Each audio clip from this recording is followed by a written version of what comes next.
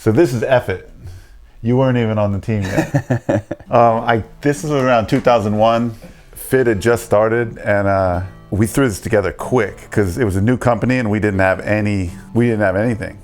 I know I only filmed for like a couple days. F-iT's video parts, there were no trips.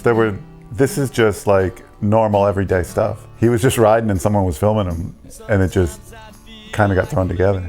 I wasn't on the team yet, but I know that this video and just the riders that were on the team made me want to be part of the team. You know, like everybody that was a part of it, and knowing that, you know, Moeller was kind of back in this whole program, you kind of knew it was going to be something rad. Guy was on Schwinn. I hadn't got out yet.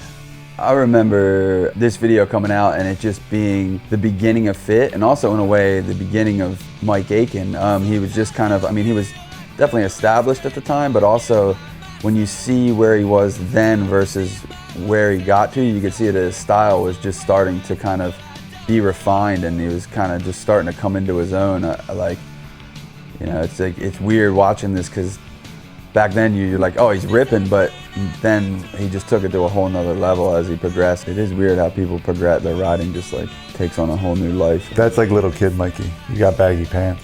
And little bars. I don't know if he's got the perfect sag here yet though. No. I think he's just got big. He's got big pants. Baggy kid jeans. I think. Give him a couple of years, he's evolving. Yeah, he hadn't figured out his pants situation. We're talking about his pants. No, it's good. You think there's some whiz influence on the It could be. A lot of the popular tricks of the early 2000s, sprocket bashes and tech ice picks to tail taps. I feel like Mikey's riding was always hard to translate in videos. And in person, like you just had to see it in person because it was just way different. Well, just watching someone like Mike ride in person is so impressive because it's not just what they're doing, it's how they're doing it and how easily they do it. I remember going on trips with you guys and I would be like, man, on any other team I'd feel like I was a relatively stylish rider, but I'd be like with you and Aitken and Hawk, and I'd feel like my tabletop stunk. Like I feel like he's still growing up here. Yeah. Kind of cool when you almost grow with a rider, like you see every stage of his career and his progression.